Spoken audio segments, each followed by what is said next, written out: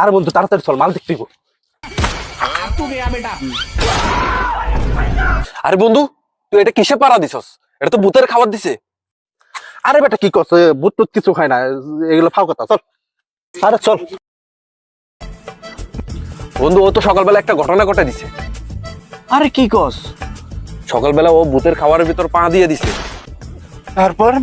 তারপর থেকে ও লেঙ্গায় লেঙ্গায় হাঁটতেছে। আরে সকালবেলাতে একটা ঘটনা ঘটছে, শুধু একটা মজা নেই। আরে বেটা দাঁড়া দাঁড়া, মজা করছি মজা করছি। আরে বন্ধু সত্যি মজা করছি এবার।